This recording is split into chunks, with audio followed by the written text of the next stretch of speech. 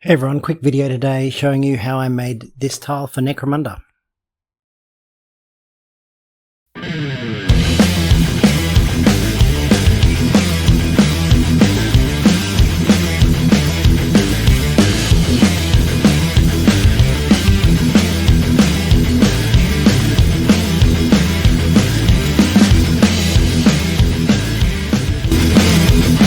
Okay, so a quick fly through on this piece. This was built many years ago. It's starting to show its age a little bit from when I first did it, but I wanted to take you through how I went about it and hopefully a few things you can learn if you want to do something similar.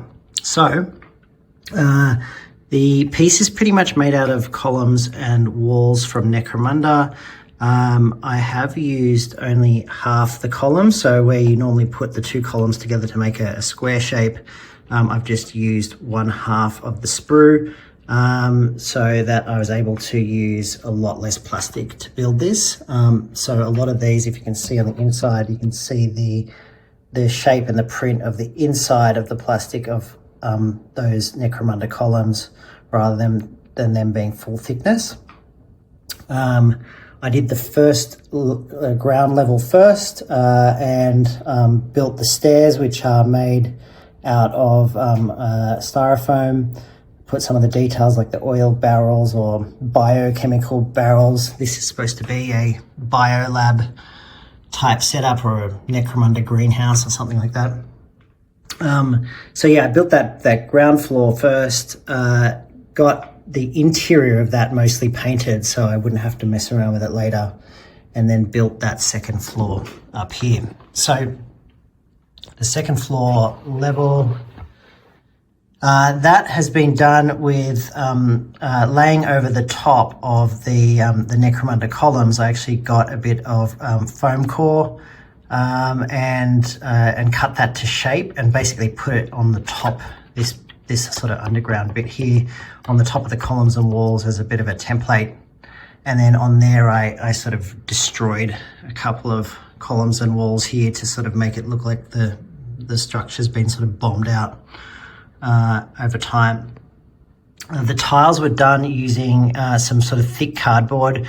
It's actually quite painstaking. I cut out hundreds of little squares, or probably not hundreds, but quite a lot of little squares, and stuck them all down onto the foam core to give sort of a tiled look. The pipe here was, I think it's a Mentos bottle actually, that I cut and sort of fit to size in between two columns and put some straws underneath actually as pipes. And obviously before I put that in, I got some rats. I think these were from Warhammer Quest.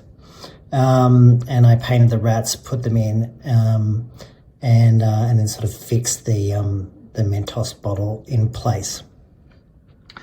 So after doing that, another feature here is, I think these were containers holding, like, I want to say cupcake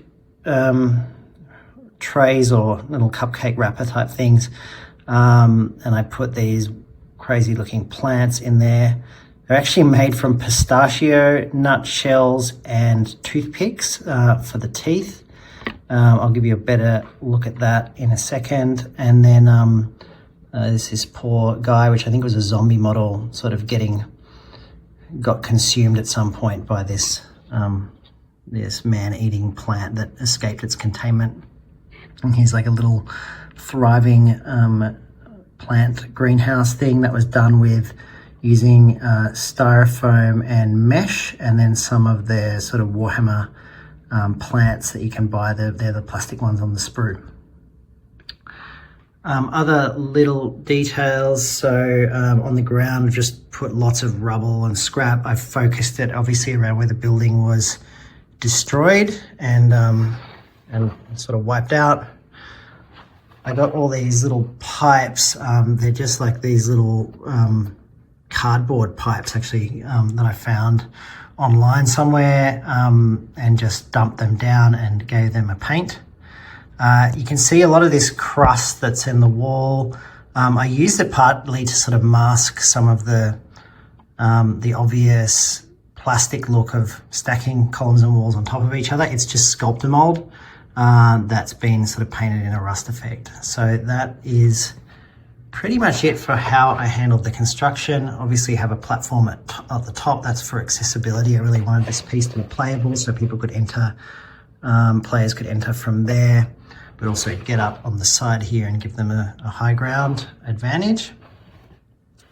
In terms of painting, so it was done with a lot of wall block bronze as a bit of a base, then Castellax bronze highlights, silver highlights, and a lot of oil washes. And that's pretty much the approach for the whole thing. Obviously there's a cream color there. That's an oil wash where I've actually just put a lot more mineral spirits in it, and it kind of creates this odd pattern, which I kind of did by accident and liked, so I kept that. The tiles are just black and white, so sort of painstakingly painting one black, one white all the way through. And for the rest of it, it's just what you'd expect in terms of, you know, sort of greens and painting all the monitors. And for the rust effects, they're a bit of riser rust, but a lot of it is also pigment powder that I kind of pressed onto the piece. So that is it for this piece. I've played a lot of games on it now. I love playing on it. It's loads of fun. It adds a real difference to the standard terrain that you get. So it makes for a great centerpiece or something to fight over. So I hope you enjoyed that. And yeah, looking forward to sharing the next one. Thanks, bye.